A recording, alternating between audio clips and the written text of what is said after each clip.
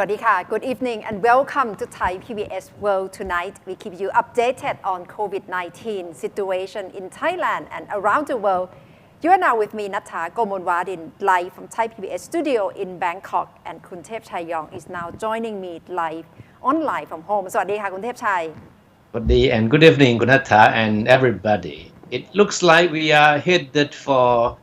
some semblance of normalcy in the next few days, judging from what the Prime Minister said today and from the proposal made by the Bangkok administration to try to relieve some of the strict measures that have been imposed in the city. And it looks like many other provinces will also follow the footsteps and try to introduce some relaxations so that life could go back to normal, at least to some extent. Shall we say this is the beginning of the end of COVID-19 in Thailand? I'm not sure whether we have arrived at that point yet, because according to the press briefing by CCSA spokesperson today, he still emphasized that things is not normal yet, and all the restrictive measures still have to be maintained, even though some part of it will be relaxed at some point. But yet again, we have been told that it's not normal. คุณเทพชัย No, it's very usual now that every time that the spokesman, Dr. Tavisin, comes up with some good news, like the declining numbers of new infection cases, he would follow it up with caution, especially, warning us not to be too complacent and emphasizing that we have not yet really turned the corner. We have made progress, yes, but to say that we are there, no, it's still a long way off. Remember that last week he compared the fight against the virus to a boxing match, right? Boxing match, normally has at least 12 rounds. And yes, we are only in round 4, so we are not even half the way through yet. That's right. So we still have to keep our guard high. But the number of new confirmed cases today is 2 days in a row, Kun Thep Chai, that it's single digit. Today the new case is 7 and 2 more fatalities. So in terms of new cases, it's quite a good trend or good situation that it looks like that it's under control of COVID-19 pandemic in Thailand. But what is quite worrying is the fact that one of the fatalities reported today was a businessman who was 52, and he reportedly contracted the virus while attending a meeting, a forum, recently. So it only goes to show how exposed we could be, any moment, anywhere. And as a warning from medical experts, has been, that is that the virus doesn't know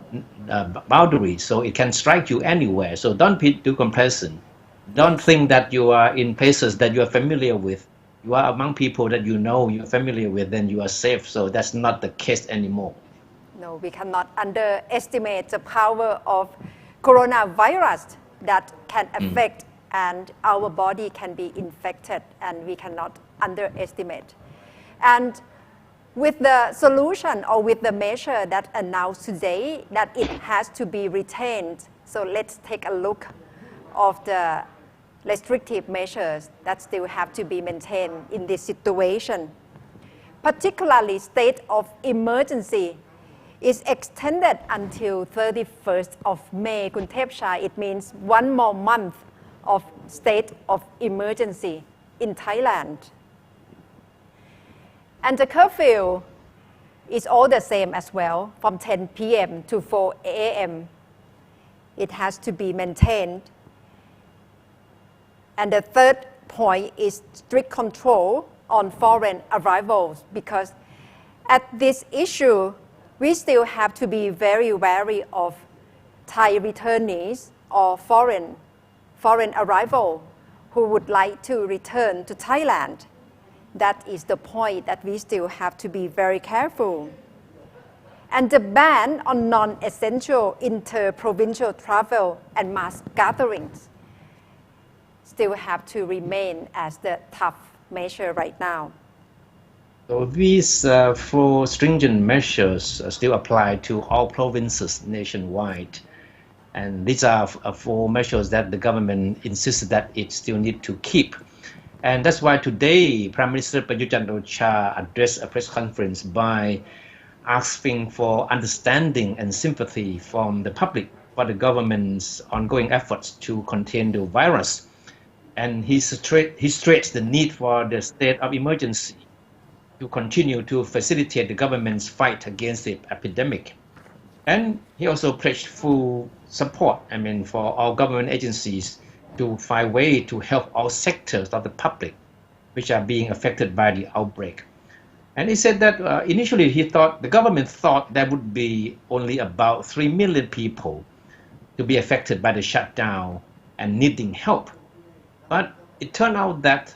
as many as 16 million people are now in a dire state,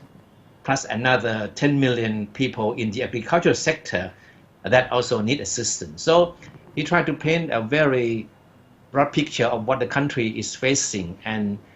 stress the need for all these stringent measures to be maintained to make sure that the fight against the coronavirus will continue to be effective as it has been in the past few weeks. At least twice that I heard him saying that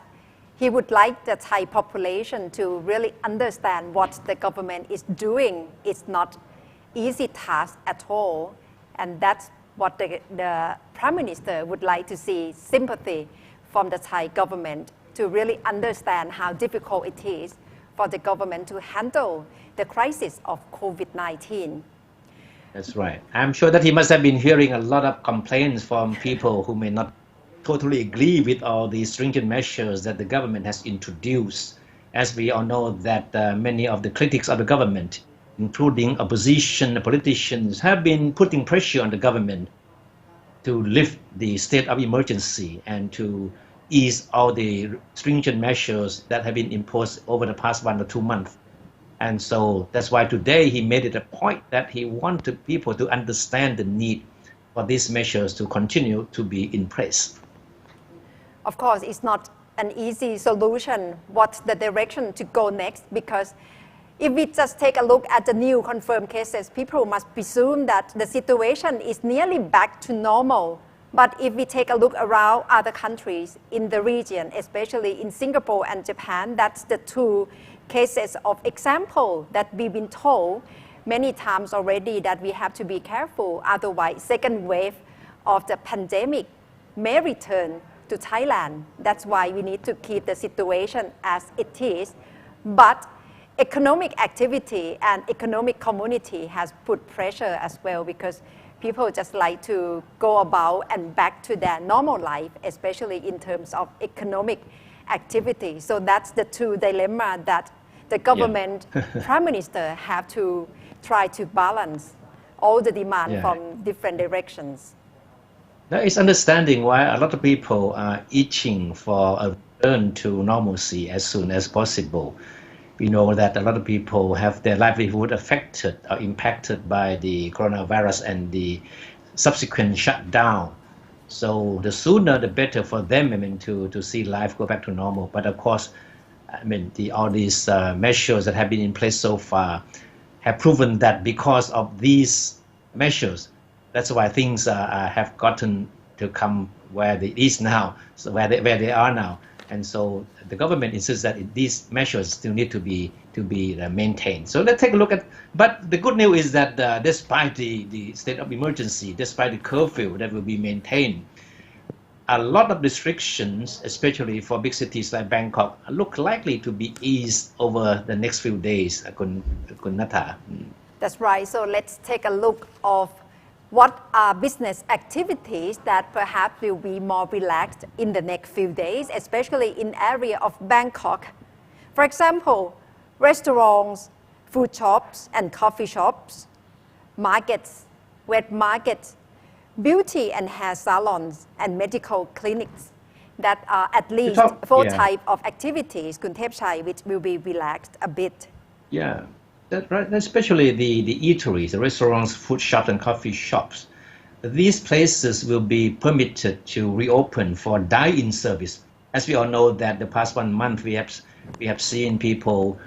going to restaurants, food shops only to take out and for delivery.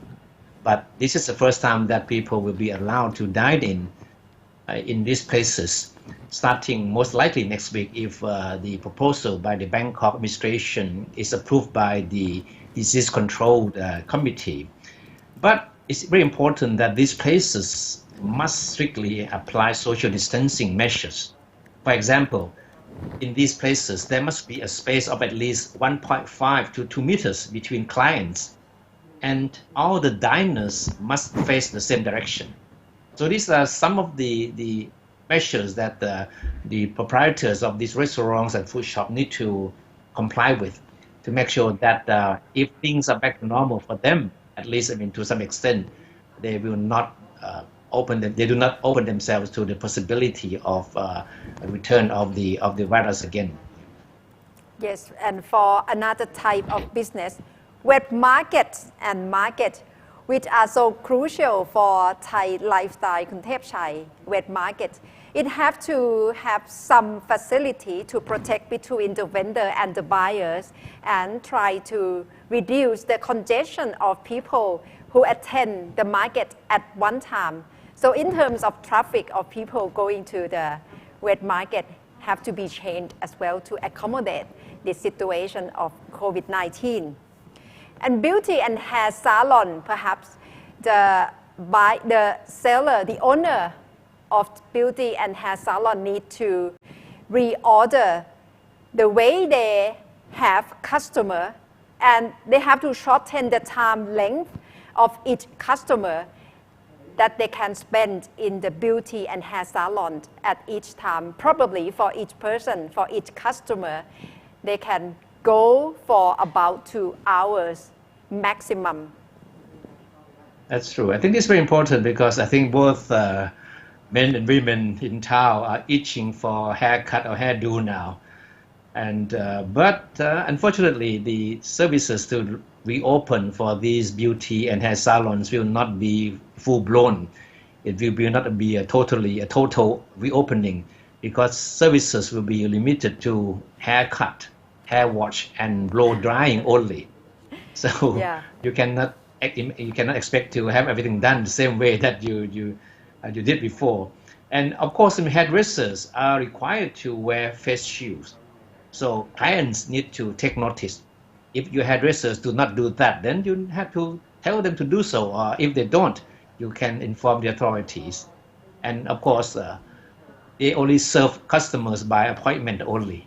So that means that there will be no waiting in the salons. Yes. And a break is required for every 2 hours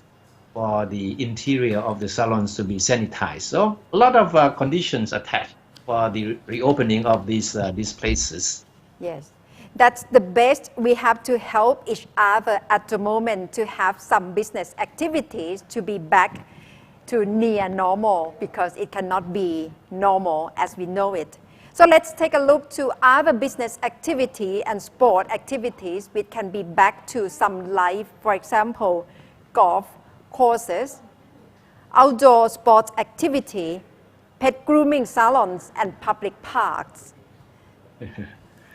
So these are considered to be essential. I mean, at least these are things that people believe that in their daily life, active and on par with changes. So all sports centers run by the city will reopen, but team sports and body contact sports like football and basketball are still prohibited. But golf, tennis, badminton activities, sports like this, which are outdoors activities, will be allowed to resume. So it's good news for people who have been missing the exercise for the past 1 month. Yes, so at least we will see business to be back to near normal or next new normal. Kuntepchai. And another point that we have been told that the Thai government still have to maintain high guard is Thai returnees from other countries. And of course, there are so many Thai who are queuing up and are in the queue to try to return to Thailand at this very juncture. And right now we have Kun Natapanu Nopakun, Deputy Spokesman for Ministry of Foreign Affairs, are going to join us and to tell us more about the situation of Thai who reside abroad and would like to return to Thailand. Okay, right now, Mr. Deputy Spokesperson is ready to join us. สวัสดีค่ะ Good evening. Hello, good evening. It's a pleasure to see you both again. We cannot hear you quite clearly. Yes, it's a pleasure to see you again. I was just making a statement that wearing mask is very important. Yes. Okay, very good, very good. It's become your symbol. It look your haircut is already look good. It doesn't need you don't need to go to the hair salon the next week, right? Okay, how things are looking today? I mean, we have been hearing good news as far as the number of new infections is concerned. So how have you transmitting this good news to people outside the country now? Yes. Thank you, Kun Tepchai. So you're right. The numbers look good. We have around 9 new confirmed cases recorded for yesterday, and it's been lower than 10 for 2 days, and quite in the teens, in the tens mostly for the past week. And with the total number of confirmed cases, we have around 90% of those confirmed cases being recovered cases already, meaning for those who are found to be COVID, infected with COVID, 90% have already went home already. So that's a good sign, and we've been communicating this to the public, the spokesperson, and myself for the English language audience as well. So it's a good sign, but as always, we must not be complacent and must not think that it's. We still have to continue with our efforts and keep our guard up. As you see on the screen, yes, it's a good number. You know, some days, the other day 9, and then 7, and then in the tens. So it's a good sign. But I think that we should not put our guard down because the second wave might still be coming. I'm sure it must be comforting for you as a spokesman for the first time, to be able to speak about good news. As you know, you have been speaking about rather negative, developments over the past few weeks, right? So for the past few days, you have good news to talk about. Yes, it's always good to carry good news, but we have to continue to be cautious, of course. I mean, when people hear good news, sometimes they're just so happy and they stop performing all the precautions and then go outside, and we see much traffic nowadays. But we still have to continue on with all the preventive measures. And today you began your press briefing that this is watershed moment for Thailand. Can you elaborate more on what do you mean by that? Thank you. Yes, well, I hope I don't get any copyright issues, but it was just a title of an article in the Bangkok Post today by a veteran journalist, that it might be a watershed for public communication for the government, because in the past years, or in the past, even the past governments, usually communication is mixed up with the how shall I say, the political aspect of things. So we have a lot of people with a political agenda probably speaking to the general public. That's always been true for many countries. But the change, the transition, the watershed for this crisis, it's a very important one, because we've shifted to communicating directly with the public and with accurate and precise and effective communication as much as possible. So that began with when the CCSA was created and the spokesperson was assigned. So in that sense, it's a good sign. I mean, not to say that in the past communication strategies were not good, or in the past governments. This is like a universal thing that governments can do in terms of crisis communication, which is different from the normal type of communication. So the government has decided to extend the ban on international flights to Thailand for another month. So what does this mean to people coming to Thailand or wanting to come to Thailand, especially Thais who are still on the waiting list to return?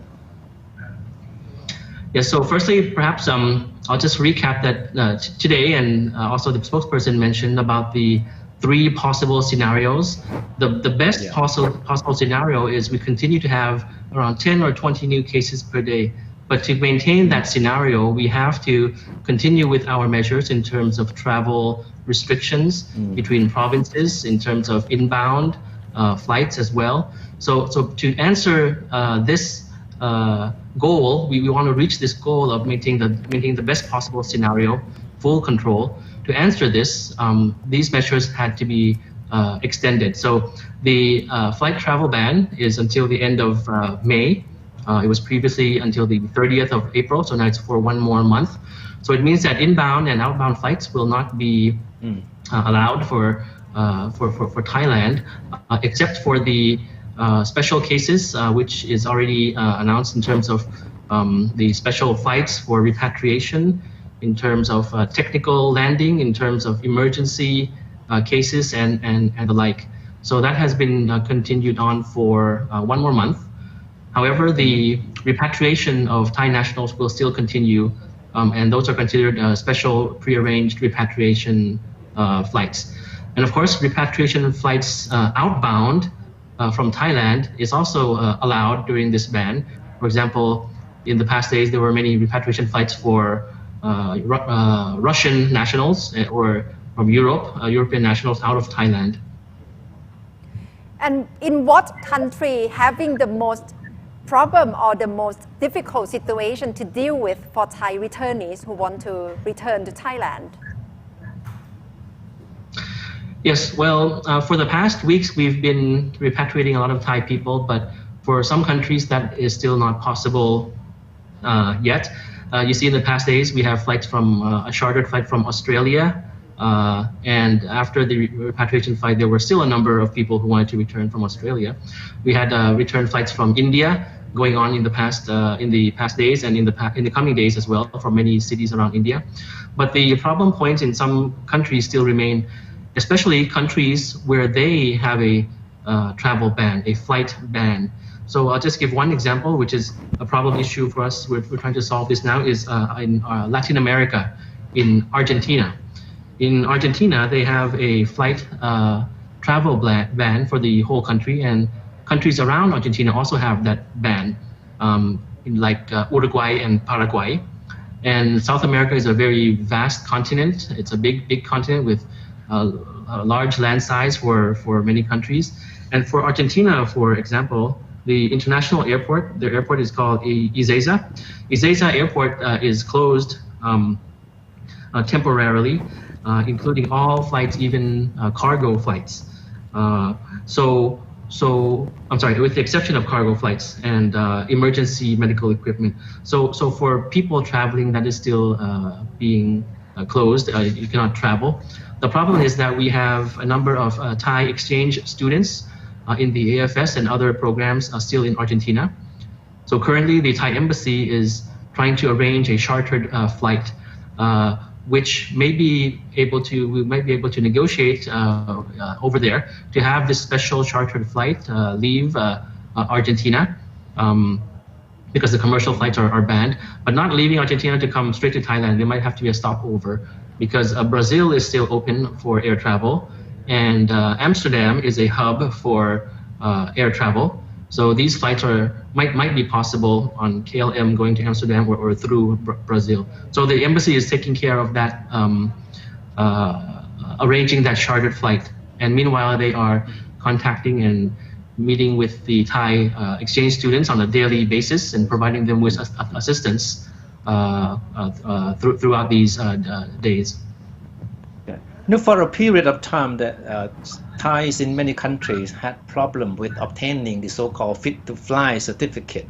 and approval certificate from Thai embassies. Is that still an issue, or is no longer a problem? Well, I think in the majority of requests and the actions of the embassies have already solved most of that problem already, because now most of the people who can travel are those who are in the flights that are arranged. So it's not that they are asking for the documents to fly themselves in, that would be a large number. That happened like probably in the first few weeks when the flight ban was not in place yet, and then people from Thai citizens from the UK wanted to come back, so there was a long line and everything. But today, since the flight is restricted, all persons needing these documents are the people that the embassy already is in contact with, because they are on the special repatriation or chartered flight. So that's not a problem as much as in the first few weeks anymore. But it is still a required document according to the measures announced, the announcement of the Civil Aviation Authority of Thailand. And Mr. Deputy, up until this point, how ASEAN countries have been cooperating, or what's the issue of discussion in terms of helping one another to follow up from the last summit over teleconference? Yes, so the ASEAN countries had a teleconference meeting in the past weeks. So they are continuing with their exchange of information. There are, of course, bilateral issues between countries in terms of COVID. So from that framework that we discussed with ASEAN, so that is being made use of in terms of information exchange, in terms of cooperation, in terms of the border checkpoints and immigration agencies have been cooperating very closely as a result of that structure that ASEAN had been discussing in the past week. So for example, Thailand and Malaysia, we still have many Thai people in Malaysia who want to come back by land, many thousands. And another point is we also have Thai students still remaining in Indonesia. So we'll be discussing with the Indonesian side on this reciprocal cooperation. Thai students, which are actually students studying, not those going to Indonesia for religious activities. So aside from information exchange, there will also be discussions on like research and development going on, because that's a global effort, and from ASEAN that can be something that we can cooperate with. The world probably hopes to have a vaccine. I don't know when, but some say that probably earliest is next year. So I think ASEAN cooperation in this field might be able to contribute to that as well. ASEAN had a meeting with +3 countries as well. So we're waiting to see the detailed discussions, the details after the discussions, of the fund, as well as we mentioned, the COVID fund. And there was a plan to discuss with the other counterparts of ASEAN as well, beyond this region as well. So the cooperation continues. So how is this COVID fund going to work? Who is going to be responsible for dispensing the fund? What is the mechanism in dealing with it? Yes, there will be a variety of sources, but it will be managed from the ASEAN Secretariat. So these variety of sources are still being confirmed. I think you mentioned that last time already as well. It might be from the AAIB or other sources of funding in terms of clustering all of them and integrating that amount of money. Maybe they had a flow chart of maybe around 5 or 6 clusters of funding, sources of funding to be put into one basket. Yes. But I don't have the update for this exactly yet, so I'll just wait to see any update from the ASEAN side of it, and we'll see something concrete coming out soon. Yeah. Okay, thank you very much for keep us updated with the situation of COVID-19, how ASEAN have been working together, and how MFA has been trying to help Thai who want to return to Thailand. Thank you very much, Mr. Deputy Spokesperson. Thank you. Thank you very much. Okay. Yes, Khun Thepchai, amidst this COVID-19 situation, perhaps we do not quite know that politics will become an issue in the middle of the crisis. Especially today during the press briefing, Prime Minister Prayut Chan-o-cha even addressed that he didn't really want to talk about any politics at this very juncture. Gunata, you're right. In the midst of all this it looks like some politicians, or many of the politicians, do not understand what the priority of the country at the moment should be. And because there are persistent reports that a group of MPs in Palang Pracharat, the core component of the ruling coalition, are ganging up against its leader, Uttama Sawanayon, who is also finance minister, wanting him to resign. They are reportedly aiming for Deputy Prime Minister General Pravit Wongsuwan to take over the party instead. And this is seen by many observers as a prelude to a cabinet reshuffle in the near future. And of course, this thing comes about at a very bad juncture indeed, because it has invited a lot of critics, to come out and start attacking the government, at least the government politician anyway, for not understanding the priority that the country should have.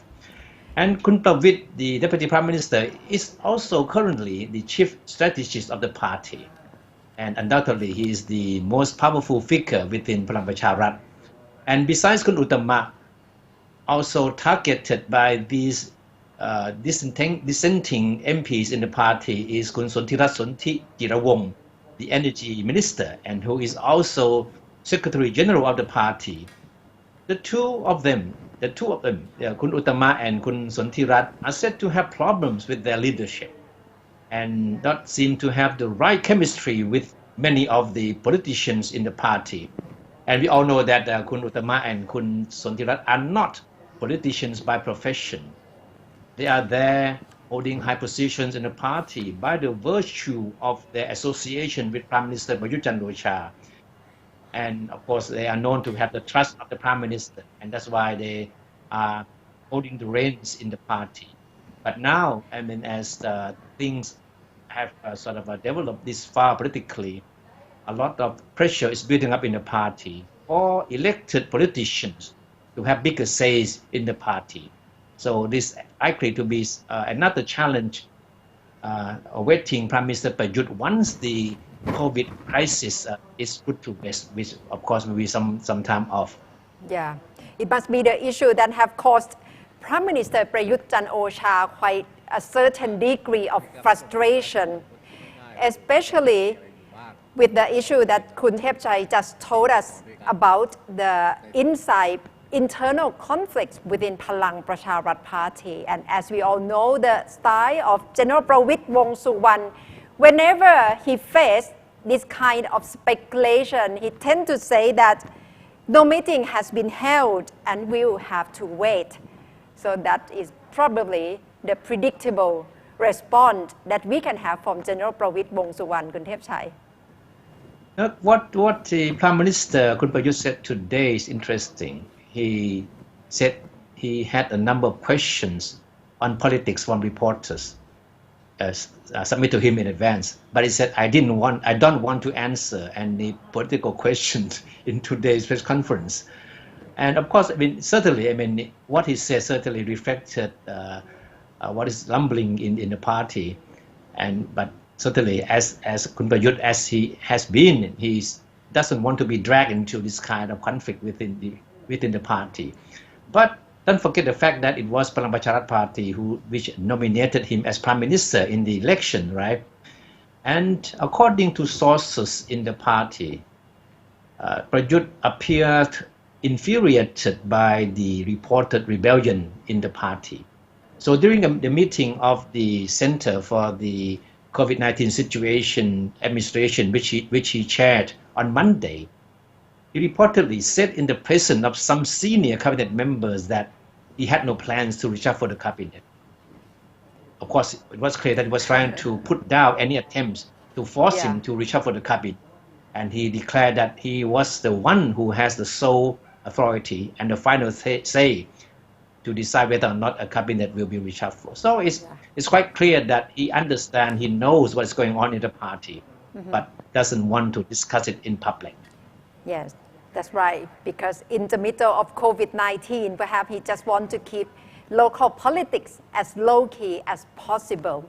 But talking about politics, it must be happening in nearly every country, Kun Thepchai, especially right now. We can see how leaders around the world are facing with pressure of COVID-19, and the opposition parties around the world must have wanted to do that job as well. Especially in the US, some states have been reopened already, as they told that they follow guidelines from President Donald Trump, but of course, we can see that many problems have risen after reopening of some states. And right now, Kun Nat Bunnak have this story for us about reopening of many states in the US. Kun Nat, and what are the issues and what are the states that have already reopened? Already reopened a couple of days ago is Alaska, Georgia, Oklahoma, and South Carolina. So they already allowed some of their business to reopen once again. So let's start with Alaska first. So they've already allowed hair salons to reopen, as well as some of the restaurants as well. But both hair salons and restaurants are only for reservations. So if you did not reserve beforehand, then you're not allowed to go in. This also applies to other states like Georgia, Oklahoma, and South Carolina, where they already reopened some of their barbershops, nail salons, or even gyms as well, which have been banned beforehand. But in Georgia, there are a few issues though. Some of the business owners they still choose to stay closed as the number of infections are still increasing in that area. But like for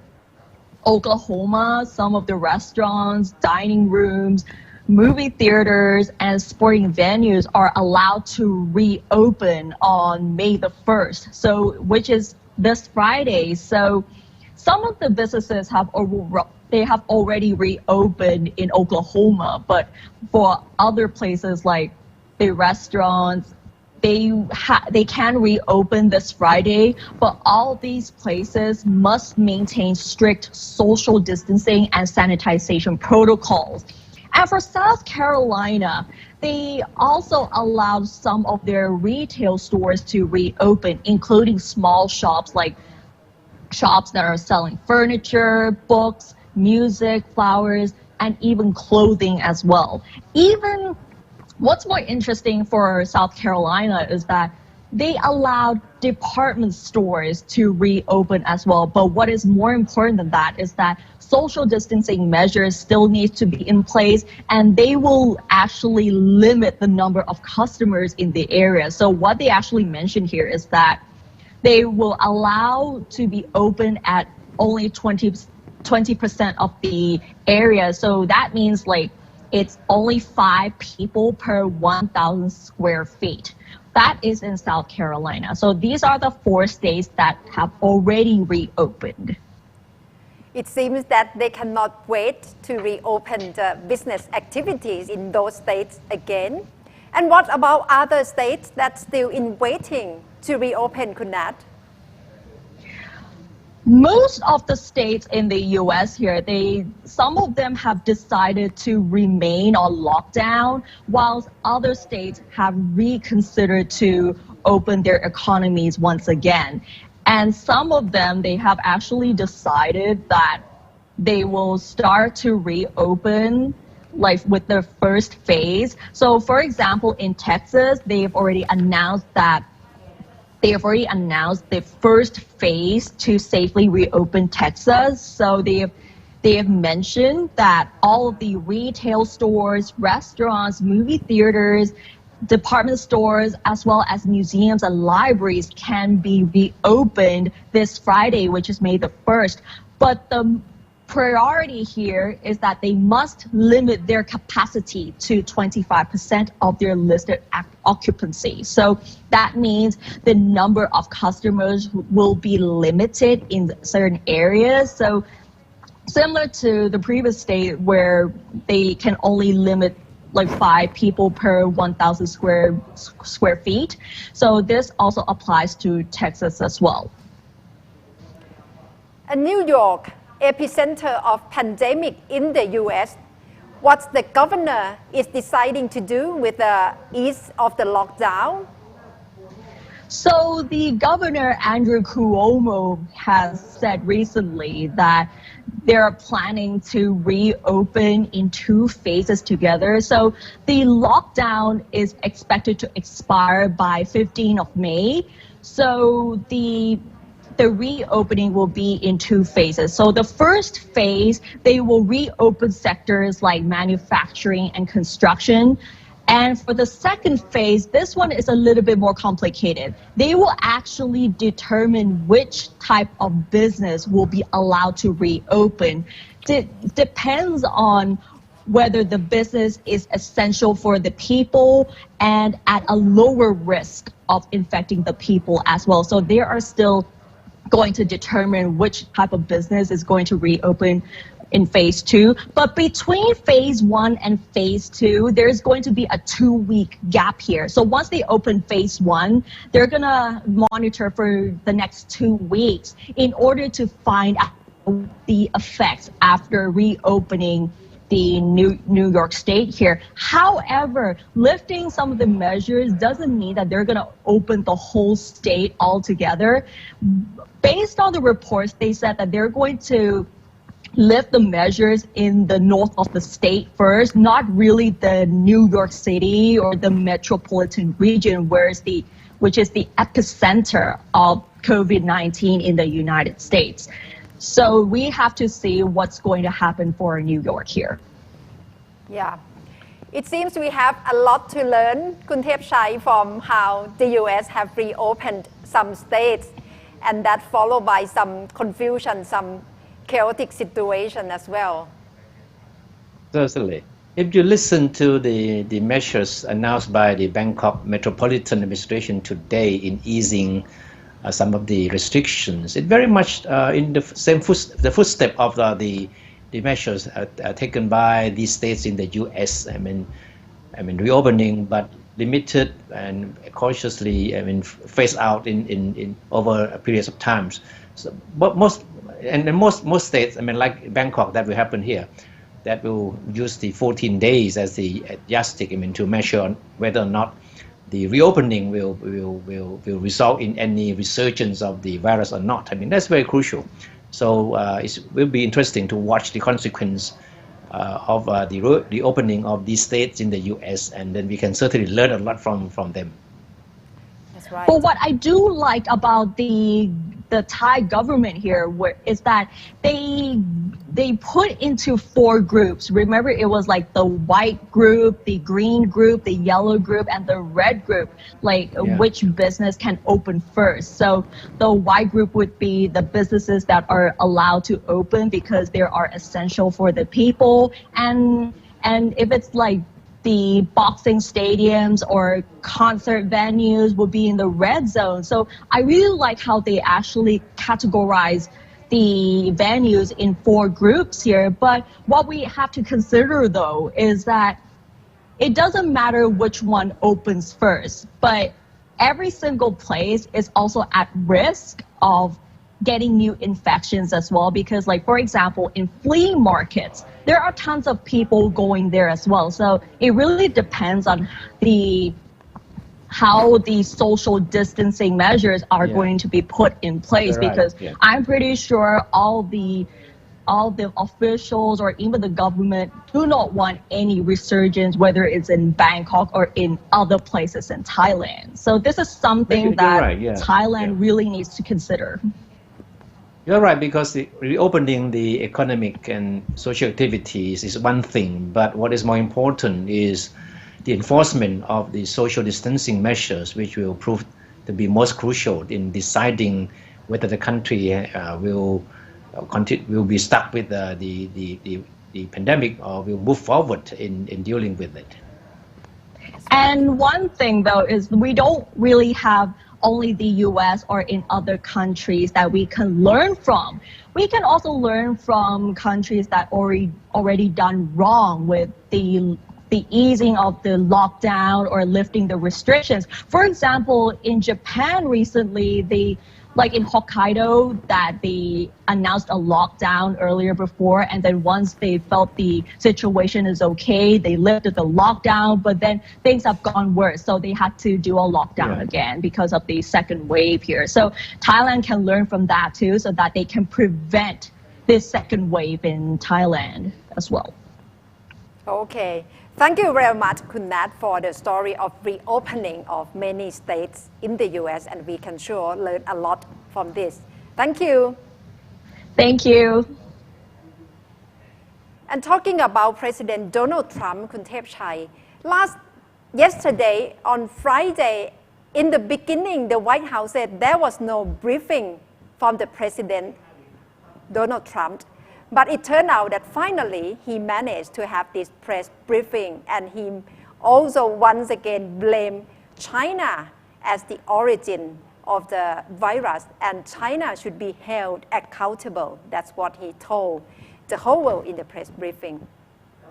Well, Charlie, there are a lot of ways you can hold them accountable. We're doing very serious investigations, as you probably know, and we are not happy with China. We are not happy with that whole situation, because we believe it could have been stopped at the source, it could have been stopped quickly, and it wouldn't have spread all over the world. And we think that should have happened. So we'll let you know at the appropriate time, but we are doing serious investigations. So that would be interesting how China will respond again to this press briefing by President Donald Trump. And when we talk about new normal, right now Spain has already adjusted some pace, some activity in their daily economic activity. So let's take a look how Spain has adjusted and have introduced this new normal. In Spain, glass booth dividers are being installed in restaurants in preparation of the new normality that awaits Spanish people post-coronavirus lockdown. The glass booth company have already installed the methyl-chloride screens in a restaurant in Leganés in the Madrid region.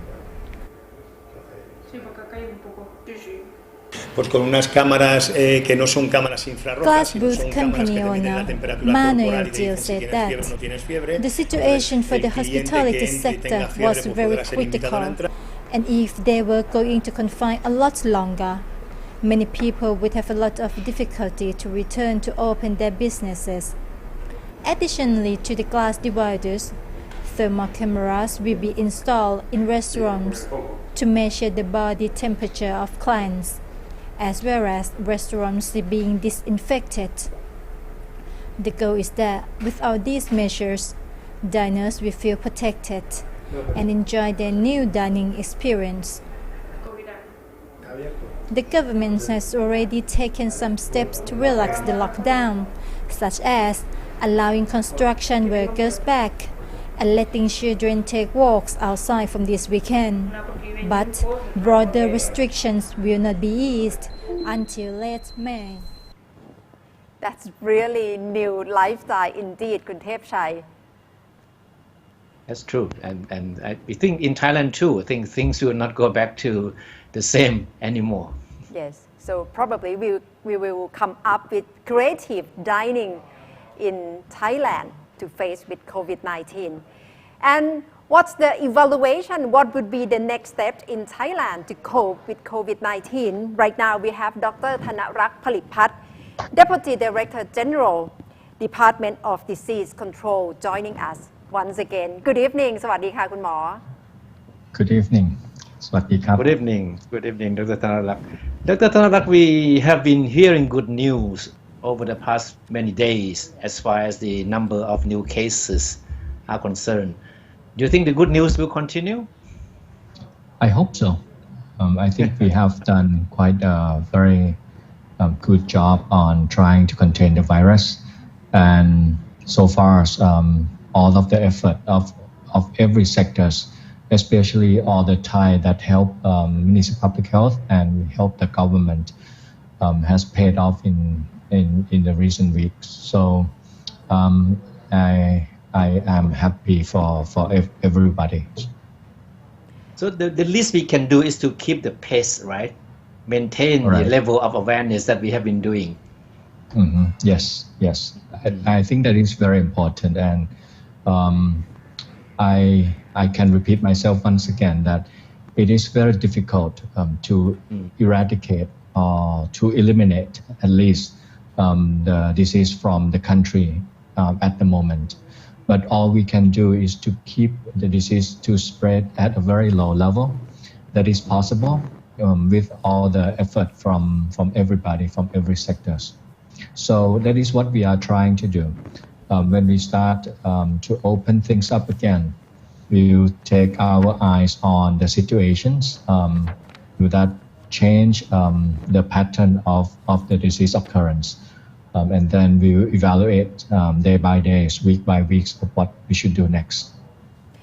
In the next few days, some business activities will probably resume in Bangkok, but partially open, not fully back to normal. Anything that concerns you with this back to normal, back to near normal again? Yes, as I said earlier, that what we open up is something that has been closed, but the rest that we have done, we should try at least to keep the level of effort at least at the same level as much as we can do. I can understand that some of the companies, some of the places that has helped us by working at home in the last few weeks has to reopen again and have to ask their staff to come back to the office. But I hope that they can still keep someone work from home, although the smaller numbers. But it would be very important to try to keep that to be continued. I'm sure, Dr. Tanarak, you must have been also following the situations in some other countries, like in the US, in Singapore, Indonesia, for example. They're also opening up. I mean, in the US, for example, how do you see the way they opening up their social and economic activities there in the US? It looks like a lot of people have gone out and having good time on beaches, drinking like that. So this is, I'm sure that these are the pictures that you don't want to see in Thailand, right? That's right. That's right. That is something that will scare me, at least. But I believe that what the US has that we doesn't have is that they have very strong public health system, and I believe that they probably very confident in their system. I have seen some of their report that they will heavily, after they open up, they will once again back to their routine that is relying on the job of their public health officers to do their part in terms of trying to contain the disease as much as they can. But I believe that what they are trying to also do is trying to, although they reopen, but they're still very careful on reopening those shops and those venues, those establishments, and they, as far as I know, they are doing it in phases. So hopefully that they can start open things up and can still control the spread of the disease. That is something we would like to see also. As your guest earlier also mentioned, that we doesn't have that many experience from other countries in open things up. So those will be a very good opportunities for us to learn from one another, so that we can also use those lessons to help our situation as well. And for Singapore, what's the possibility that we will repeat the same pattern like what happened in Singapore, that they found so many infected cases in foreign dormitory? That is a very good question. Last week I have a chance to speak with the private sectors, with so many people, and this is something that we have to learn from Singapore as well. We also have the same kind of situation here in Thailand, of course. Usually the migrant workers work in the factories around Bangkok, and usually their living condition is very crowded. They stay in dormitories, and usually they stay together so that they save their monies. Those are the things that we knew, and some of the migrant workers also work in certain site. For example, for the one who work in the building in the construction companies, they also stay at the construction site, and some of them is we can say that some of them is downtown Bangkok. So those are the places that we have to be careful, and the companies, private companies that I have a chance to discuss with, they also learn that. So in the past, they may work very hard trying to check the health of their workers at the factories, but now they knew that they also have to work with their workers, with their at their living at their dormitory as well. Mm-hmm. Dr. Tanarak, last week there was one day there was a sudden sharp rise in the number of infection cases as a result of testing among migrant workers, right? But since then we have not heard of any more testing among migrant workers. But is this something still being done? Those are not normal migrant workers. Those are actually I cannot say that they are migrant workers. Those testing have been done in the person who illegally came into the countries, and they have been caught and have been put in incarceration.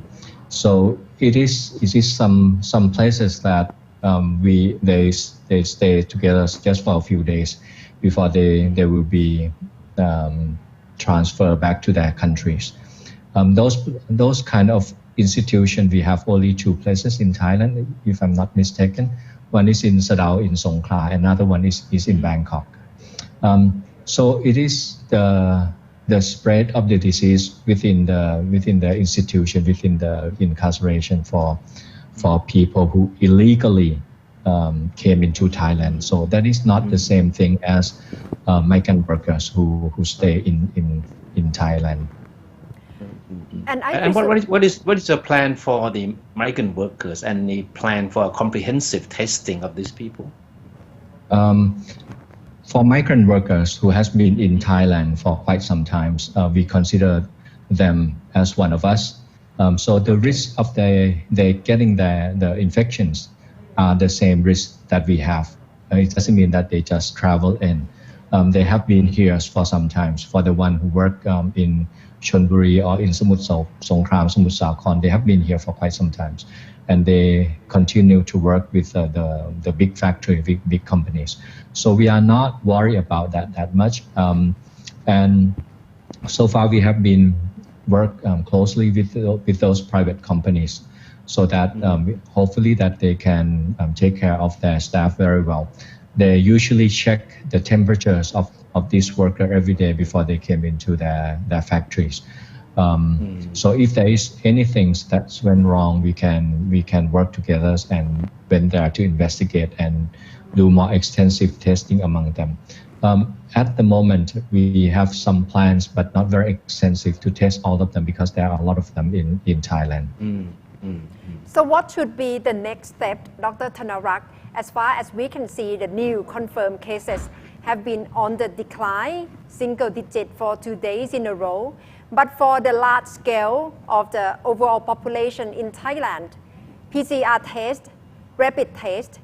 what's the strategy in your mind? What should be next?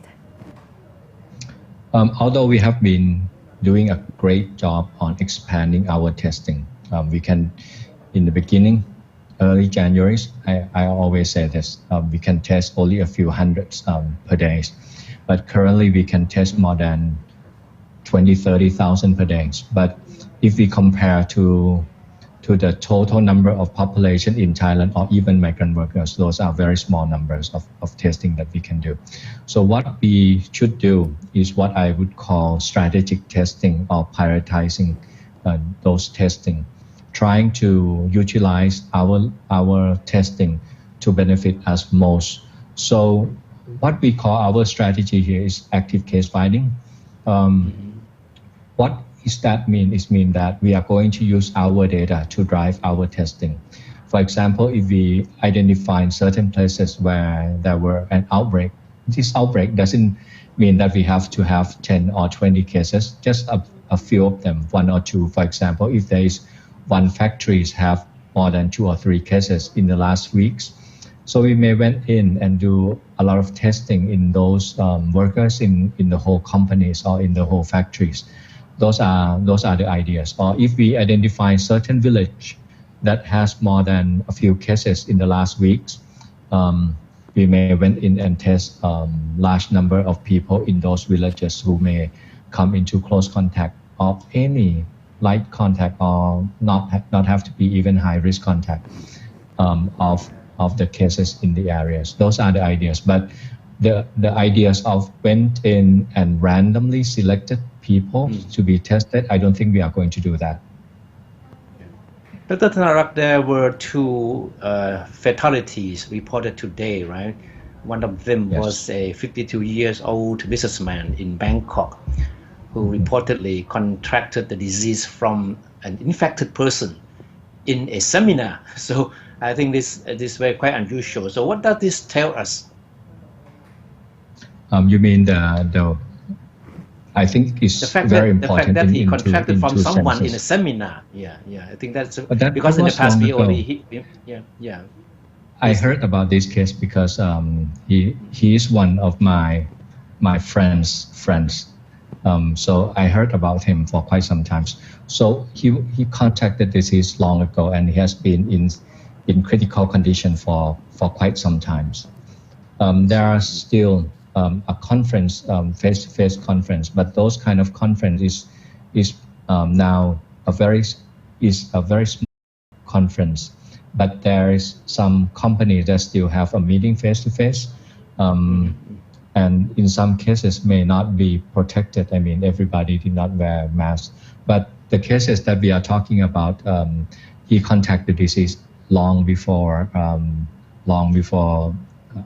the day that he passed away. So at that time, the gathering, the number of people still meet each other. So that is what happened. That is one thing. And the second thing I think is more important is that he's only 52 years old, I think, around 50, with no underlying condition. We all know that this disease is very, usually we can say it's mild disease. 80% of people doesn't need any antivirals. The disease you are going to get better and will be cured from disease within 14 days without any treatment. But there are still some cases, 15% that can get a severe disease, and the problem is that we don't know who is going to get severe disease. So that is why we have to be very careful about this. It can be anybody. It can be someone we knew. So this is very important to really understand why we cannot let our guard down. And as I mentioned, one thing is that when we prevent ourselves from getting the disease, it means that we also protect everybody in our household as well. So if we get infected, it doesn't mean that we are putting ourselves at risk. We also put our family member at risk as well. So those are very important, I think, messages from what we have learned from those cases today. Yeah. So these cases only goes to show that you can catch the disease from anyone at anywhere. Right. That is very important, and that is why I always mention that we can open things up, but we still have to be very careful about contacting the disease anywhere. Yeah. And at this point, can you say that we are seeing light at the end of the tunnel? Which part of the tunnel are we at the moment? These epidemics will end when we have vaccine, and we all know that there is still some time to go. We still have to be very careful. It's very hard to eliminate this disease from our countries. So there may be a low level spreading of the disease after we open up. And if we are not careful, the disease can come back in very, very rapidly in just days or weeks. So as if we learn the lesson from our neighboring countries, Japan, Singapore, they are the countries that control the disease very well, just like us. But just in the blink of their eyes, now they are in very deep situation. They have to fight their way back. And if we learn the lesson from them, they have to fight this. Their fight is very difficult. And but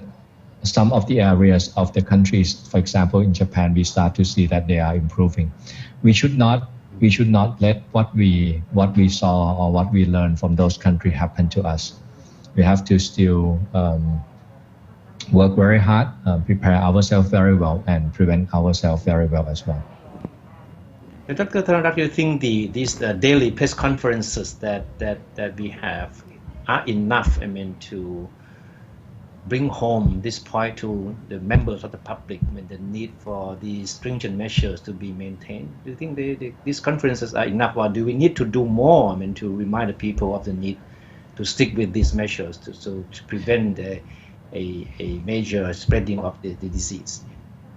I think we have to. I think that is one part that we have to do, but we also have to work on the other part as well. Today I mentioned about all of the services that should be aware of social distancing.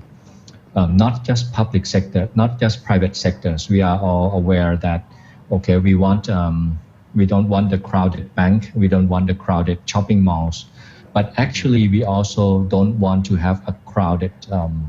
public places like the place of the owned by the government, where they have the service part, or even the state enterprise. Those are the places that are very crowded as well. For example, the place where we have to go to pay our bill, or we have to pay taxes, or places where we went into the governor house. Usually those places are very crowded with people. So not just the private sectors that have to change the way they work. The government, the public sector also have to work very hard to improve the way they provide the service to Thai people. We have been talking about digital transformation for years. Now it needs to happen, and it needs to happen very quickly, so that in the government places it will not be crowded as well. So those are the message that we sent our message to the individuals, but we also have to send message to the as administrators of different enterprise, different places, that they have to also think about how they can provide their services and how they can cooperate in terms of social distancing. Okay. Thank you very much, Dr. Tanarak Plipat, for joining us in English version. But please stay on, because we'd like to come back to talk to you more in Thai on the COVID-19 situation. But right now, we'd like you, an audience, to take a look of how Pakistan children art lover, they try to produce some art during the lockdown in their countries. Let's take a look.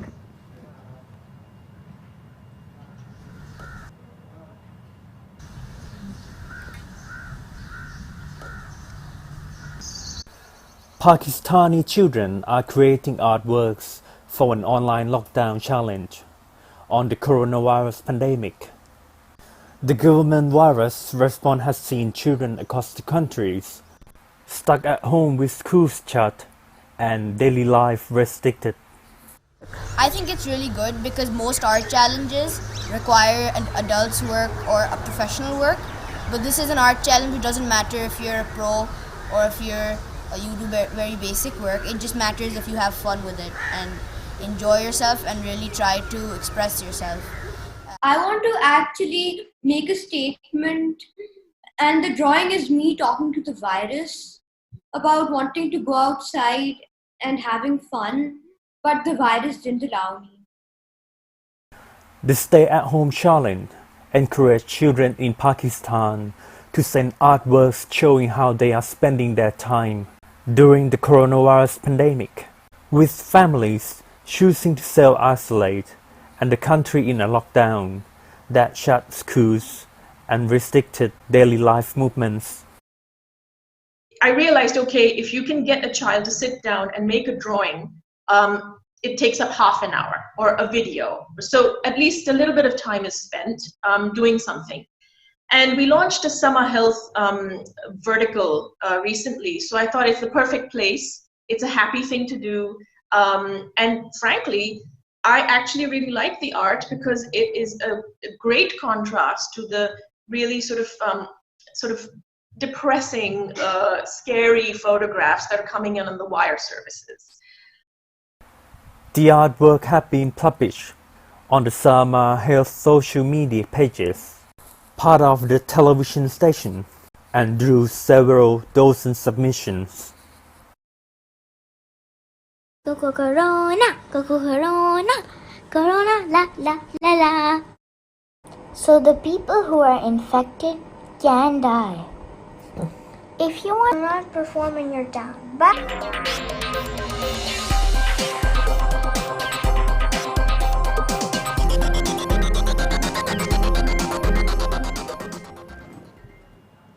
นะคะคุณผู้ชมอยู่กับไทย PBS World Tonight นะคะวันนี้เราคุยกันต่อเป็นภาคภาษาไทยนะคะเพื่อที่จะติดตามการรับมือกับโควิด -19 และแนวโน้มจากนี้ไปหลังจากที่ได้เห็นแนวทางว่าอาจจะค่อยๆผ่อนปรนมาตรการต่างๆแล้วนะคะช่วงนี้คุณหมอธนรักษ์ผลิตพัฒน์รองอธิบดีกรมควบคุมโรคอยู่กับเราคุยกันต่อนะคะสวัสดีค่ะคุณหมอคะครับสวัสดีครับคุณหมอสวัสดีครับคุณหมอคงต้องเหนื่อยอีกหลายเดือนแล้วคงจะต้องคุยสื่อสารกับประชาชนอย่างนี้อย่างต่อเนื่องนะครับก็ขอบคุณคุณหมอมากครับที่สละเวลามาให้เราทุกสัปดาห์เลยนะครับคุณหมอวันนี้ศูนย์บริหารสถานการณ์โควิด -19 นะครับรายงานผู้เสียชีวิตจากโควิด -19 เพิ่มเติมอีก2คนนะครับซึ่งก็แสดงความเสียใจไปยังครอบครัวทั้ง2ท่านด้วยนะครับแต่คนหนึ่งเนี่ยเป็นนักธุรกิจอายุ52ปีนะครับแล้วก็เสียชีวิตเพราะว่าโควิดที่ติดจากเพื่อนที่ติดมาจากเวทีสัมมนาเวทีประชุมคุณหมอเหตุการณ์แบบนี้มันบอกอะไรเราครับเพราะว่าก่อนหน้านี้เรามักจะได้ยินว่าติดมาจากเวทีมวยจากผับหรือจากสถานที่ที่มันมีแนวโน้มว่าจะเป็นที่แพร่ระบาดได้แต่ว่านี่ติดจากห้องประชุมอย่างเงี้ยมันทำให้เรารู้สึกว่าไม่มีที่ไหนปลอดภัยเราใช่ไหมคุณหมอจริงผู้เสียชีวิตคนนี้ก็เป็นคนที่ผมได้ยินมาสักพักหนึ่งแล้วนะครับเพราะว่าเป็นเพื่อนของภรรยาผมเองนะครับก็ติดเชื้อมานานแล้วครับแล้วก็มีอาการค่อนข้างรุนแรงมาสักพักใหญ่ๆแล้วนะครับแล้วก็พยายามต่อสู้กับเชื้อโรคชนิดเชื้อโควิดเนี่ยสักพักหนึ่งแล้วนะครับก็ทางแพทย์ก็พยายามรักษาเต็มที่นะครับได้ยาต้านไวรัสได้อะไรไปหลายๆอย่างก็อาการก็ยังทรงๆแล้วก็ดีขึ้นเป็นบางช่วงแล้วก็เมื่อวัน2วันนี้ก็อาการแย่ลงอีกนะครับจริงๆเรื่องนี้ก็ตรงไปตรงมานะครับอันแรกเลยก็คือเราสามารถติดเชื้อโควิดได้อาจจะจากที่ไหนก็ได้นะครับจากที่ทำงานหรือที่เราไปสัมผัสมาไปเดินเล่นไปทำงานหรืออะไรก็แล้วแต่นะครับดังนั้นเราจะต้องระวังอยู่นะครับอันที่2นี่ก็คือว่าคนไข้รายนี้นะครับหรือว่าผู้เสียชีวิตรายนี้นะครับก็อายุยังไม่มากนะครับไม่ได้เป็นกลุ่มผู้สูงอายุได้ซ้ำไปอายุ50กว่าปีแล้วก็ไม่มีประวัติมีโรคประจำตัวอะไรนะครับก็ค่อนข้างแข็งแรงทีเดียวแล้วก็เป็นบุคลากรที่สำคัญของประเทศด้วยเหมือนกันนะครับก็เสียชีวิตนะครับแล้วก็เพราะฉะนั้นเนี่ยถึงแม้ว่าเราจะบอกว่าคนอายุน้อยๆนะครับอาจจะมีความเสี่ยงที่เสียชีวิตน้อยแต่ไม่ได้แปลว่าจะไม่เสียชีวิตนะครับก็เป็นเรื่องที่สะท้อนอีกครั้งหนึ่งนะครับว่าอะไรนี่คือเหตุผลแล้วครับว่าทำไมเราจะต้องระมัดระวังนะครับเพราะว่าเราไม่รู้เลยว่าคนที่ มีความเสี่ยงต่ำๆอย่างเงี้ยคนไหนนะครับที่จะเสียชีวิตนะครับนั่นก็เป็นอะไรบางอย่างที่ทุกคนก็จะต้องเรียนรู้แล้วก็ระมัดระวังครับคุณหมอคะและในภาวะนี้ที่กำลังคุยกันมากนะคะเรื่องมาตรการต่างๆที่ก็จะเริ่มผ่อนปรนโดยเฉพาะในพื้นที่กรุงเทพมหานครผู้ประกอบการธุรกิจในรูปแบบต่างๆโดยเฉพาะธุรกิจขนาดกลางขนาดเล็กก็จะเริ่มกลับมาให้บริการในบางรูปแบบแล้วค่ะคุณหมอมีความเป็นห่วงอย่างไรไหมคะหรือว่าอยากจะให้คำแนะนำสำหรับทั้งผู้ใช้บริการและเจ้าของกิจการอย่างไรบ้างคะครับเรื่องของการกลับมาเปิดกิจการต่างๆนี่ก็เป็นเรื่องที่จำเป็นด้วยเหมือนกันนะครับแต่ว่าสิ่งที่จะต้องพิจารณากันเนี่ยก็คือเรากลับมาเปิดกิจการต่างๆเหล่านี้อย่างไรเนี่ยให้ความเสี่ยงทั้งต่อตัวผู้ให้บริการและผู้รับบริการนี่ต่ำที่สุดเท่าที่จะทำได้นะครับเรื่องนี้จะเป็นเรื่องสำคัญนะเพราะว่าเราก็อยากให้เศรษฐกิจของเราเดินไปในขณะที่ก็จะมีจำนวนผู้ป่วยไม่มากเกินไปนักนะครับให้มีการแพร่ระบาดเกิดขึ้นได้ในระดับต่ำๆนะครับเราก็ช่วยกันดูแลนะครับแล้วก็ถ้าเราตรวจเจอผู้ป่วยได้เร็วนะครับเข้ารับการรักษาเร็วพวกนี้ก็จะช่วยอะไรได้เยอะครับเพราะฉะนั้นเนี่ยในขณะที่เราเริ่มผ่อนปลนนะครับแต่เราก็ไม่ควรที่จะวางใจจนเกินไปไม่ควรที่จะลดมาตรการป้องกันตัวเองหรือมาตรการอื่นๆนะครับที่จะช่วยลดการแพร่ระบาดลงอันนี้เป็นเรื่องที่ไม่ควรนะครับแล้วก็สิ่งต่างๆที่สามารถเอามาประยุกต์ใช้เพื่อลดความเสี่ยงของทุกสถานที่ได้เนี่ยเป็นเรื่องที่สำคัญจำเป็นมากครับดูเหมือนว่าขณะนี้เป็นเชิญครับค่ะดูเหมือนว่าขณะนี้ความเป็นห่วงจะอยู่ที่ในกลุ่มคนที่ไม่แสดงอาการนะคะคุณหมอตรงนี้ควรที่จะมีระบบ alert หรือว่าตรวจเช็คอย่างไรไหมคะหรือว่าคนทั่วๆไปนี่ควรจะปฏิบัติตัวอย่างไรเพราะว่าทุกคนก็อาจจะตกเป็นกลุ่มเสี่ยงเพราะว่ามันไม่แสดงอาการนะคะครับตรงนี้เนี่ยตอบได้2อย่างมันมี2วิธีหลักๆที่เรากำลังใช้อยู่ตอนนี้และอาจจะจริงๆอาจจะมีวิธีมากกว่านี้นะครับอันแรกเลยเนี่ยนะครับถึงแม้ว่าจะไม่มีอาการแต่เราลดความเสี่ยงในการแพร่โรคได้นะครับก็คือสมมุตินะครับว่าผมไม่สบายแล้วผมไม่รู้ตัวผมยังไปทำงานทุกวันอย่างเงี้ยนะครับสิ่งที่ผมสามารถทำได้ก็คือการลดโอกาสที่ผมจะแพร่เชื้อให้กับคนอื่นวิธีการที่ง่ายที่สุดเลยก็คือผมใส่หน้ากากผ้าออกไปทำงานแล้วก็ใส่หน้ากากผ้าอยู่ตลอดเวลาให้มากที่สุดนะครับอันที่2ที่ผมสามารถช่วยคนอื่นๆได้ก็คือผมล้างมือบ่อยๆนะครับเพราะฉะนั้นคำแนะนำของเราเนี่ยที่บอกว่าให้ทุกคนใส่หน้ากากผ้าออกจากบ้านนะครับแล้วก็ล้างมือบ่อยๆ2อย่างเนี่ยครับช่วยทั้งคนที่ติดเชื้อไม่ให้แพร่เชื้อต่อไปแล้วก็ช่วยทั้งคนที่ยังไม่ติดเชื้อที่จะไม่แพร่เชื้อต่อไปที่จะไม่ติดเชื้อจากคนอื่นด้วยอันที่2นะครับก็คือมาตรการทางด้านสาธารณสุขที่จะพยายามอย่างเต็มที่ที่จะค้นหาผู้ป่วยที่อาการน้อยๆเนี่ยให้ได้เร็วที่สุดเท่าที่จะทำได้นะครับซึ่งก็ทำได้โดยการใช้ข้อมูลเนี่ยครับว่าพื้นที่ไหนหรือสถานที่ไหนนะครับที่มีประวัติว่ามีการติดเชื้อมาก่อนนะครับอย่างเช่นสถานที่แห่งนี้ที่ทำงานแห่งนี้นะครับออฟฟิศแห่งนี้เคยมีผู้ป่วยมาแล้วนะครับคน2คนในช่วง 2-3 คนนะครับในช่วงสัปดาห์2สัปดาห์ที่ผ่านมานะครับสถานที่แห่งนี้เราก็อาจจะสามารถเข้าไปเพื่อจะค้นหาว่ามีผู้ป่วยหลงเหลืออยู่อีกหรือเปล่านะครับซึ่งก็อาจจะมีใครสักคนหนึ่งนะครับที่อาจจะติดเชื้อได้นะครับโดยที่อาการน้อยๆหรือแทบไม่มีอาการอะไรการทำงานในลักษณะนี้เราเรียกว่าเป็นการค้นหาผู้ป่วยเชิงรุกซึ่งที่ผ่านมาเนี่ยก็คงจะได้ข่าวแล้วนะครับว่าทางกระทรวงสาธารณสุขเนี่ยก็มีความพยายามที่จะเข้าไปค้นหาผู้ป่วยในหลายพื้นที่ด้วยกันนะครับไม่ว่าจะเป็นที่ยะลานะครับที่ภูเก็ตหรือแม้แต่ในกรุงเทพเองก็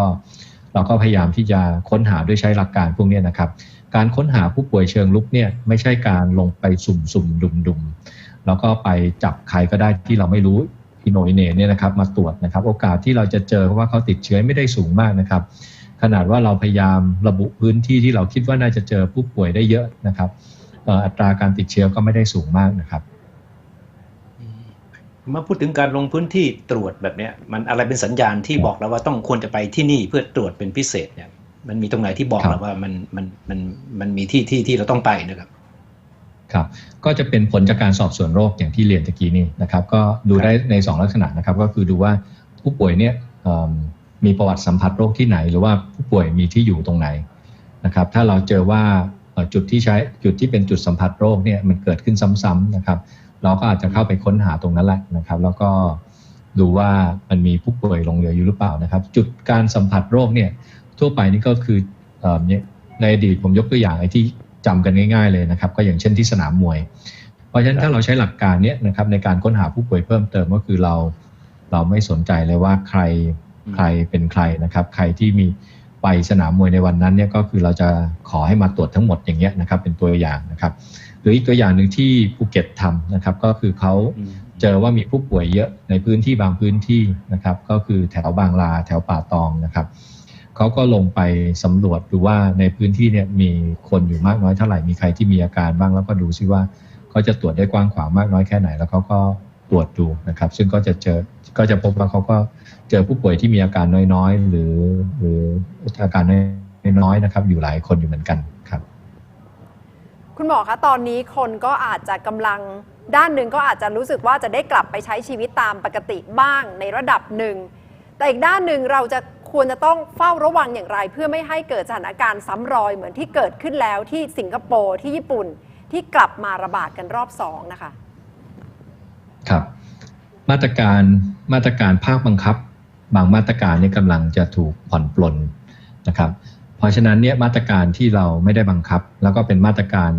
ของภาครัฐจะต้องมีความเข้มข้นมากขึ้น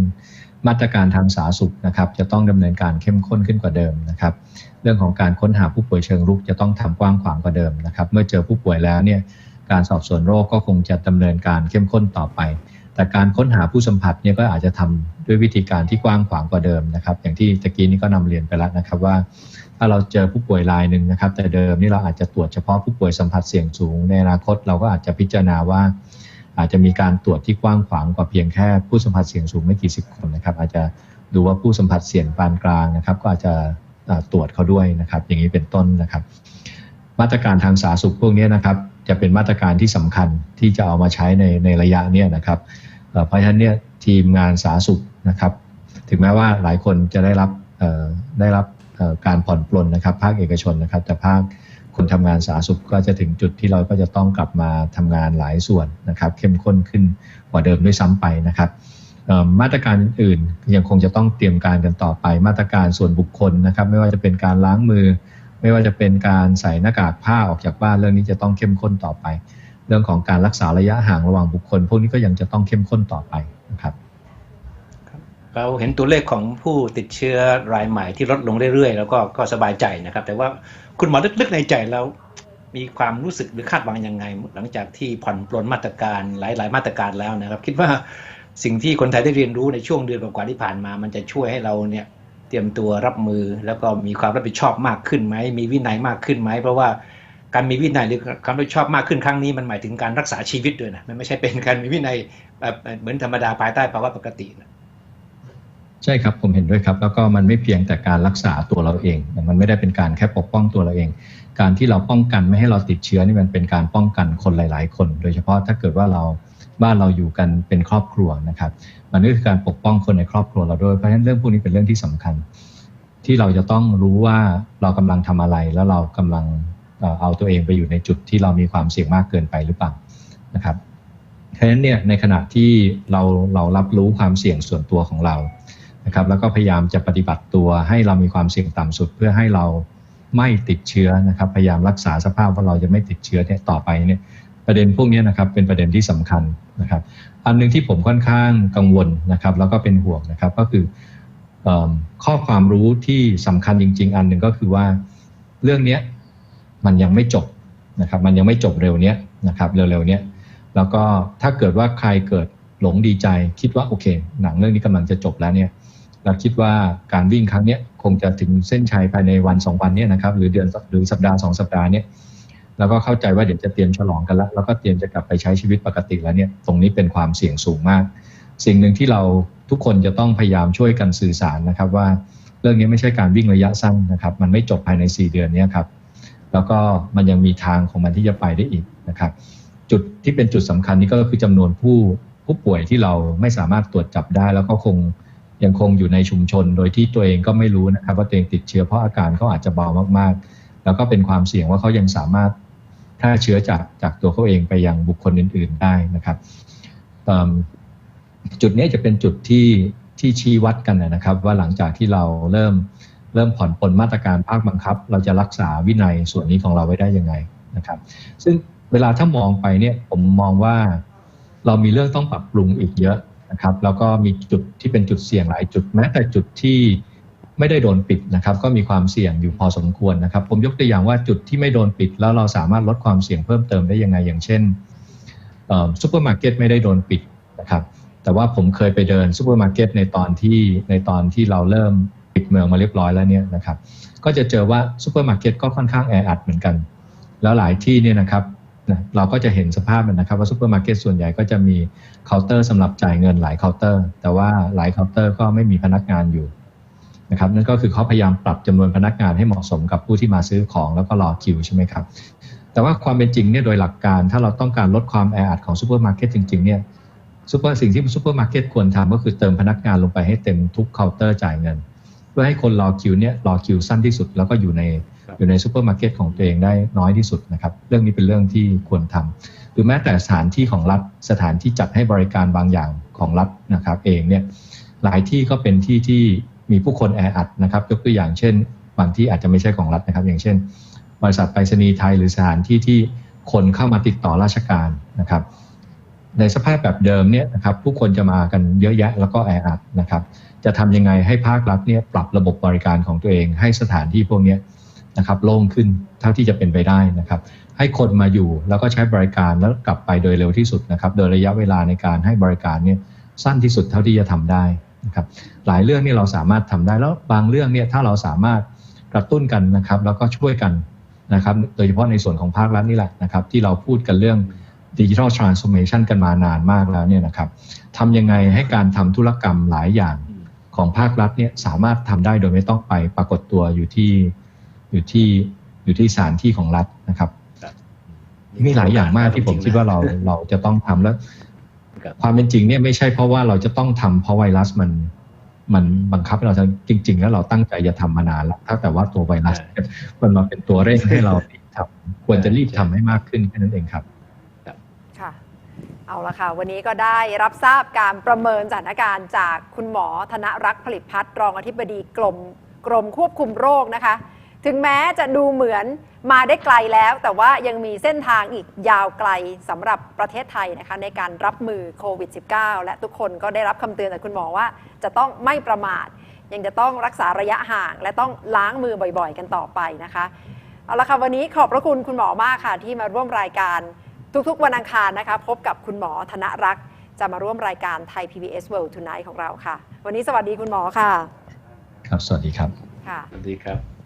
และลาคุณผู้ชมไปพร้อมๆกันเลยนะคะทั้งหมดคือที่นี่ไทย PBS World Tonight ในภาคภาษาอังกฤษและภาษาไทยสำหรับคืนนี้ค่ะสวัสดีค่ะสวัสดีครับสวัสดีครับ